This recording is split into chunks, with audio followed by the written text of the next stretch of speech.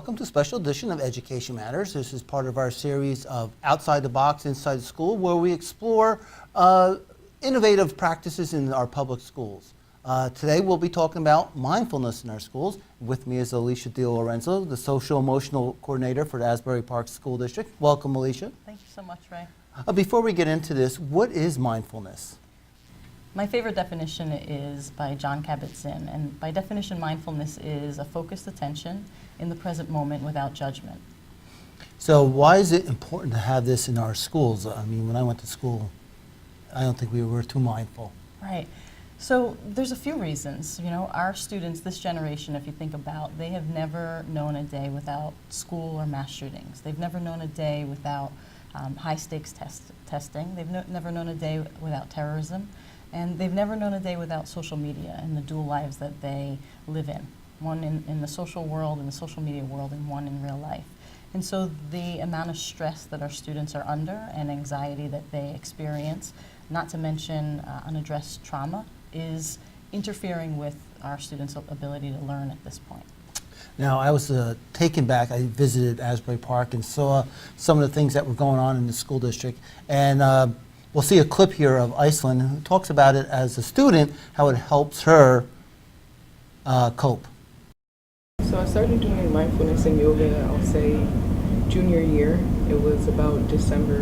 I was like kind of a little upset, and I found him in the library. Well, he more so found me, and then we started working with each other in the new year. And how has mindfulness helped you? Overall, I say it helped me cope with a lot of things, like in my personal life, and just more so the daily routine of being a teenager and balancing life in regard to work and school. So Iceland was talking about how it helps her actually in her entire life, both at home and academically. Is that something that you see throughout?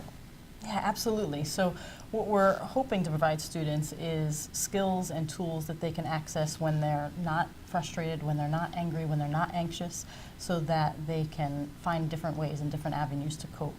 What's happening for our students is that the need to address the issues that they're facing is outpacing their ability to cope with it.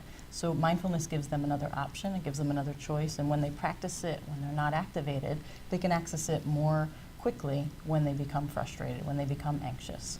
Well, and we're talking about Asbury Park. Right. But does this apply, I guess it does apply to all students in all socioeconomics, not just students, probably adults too. It does. So, you know, what we know from research is that our most privileged youth are most emotionally dysregulated. So this isn't biased by zip code. This is not just for some students in Asbury Park or some students in urban districts.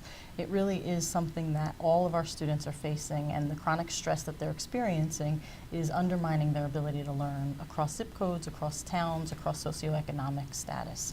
And for our adults, we have 1.5 million teachers that leave and educators that leave the profession each year.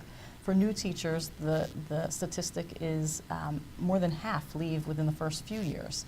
So our adults are also experiencing this chronic stress. And what that looks like for teachers is decrease in creativity, increase in frustration, increase in sick days and the amount of days that they're calling out or absent from school. And so mindfulness for them is something that they have to build competence around in order to be competent in teaching it. Okay, I'd like to thank Alisha DeLorenzo for joining me on this special edition of Education Matters. I hope you found it informational.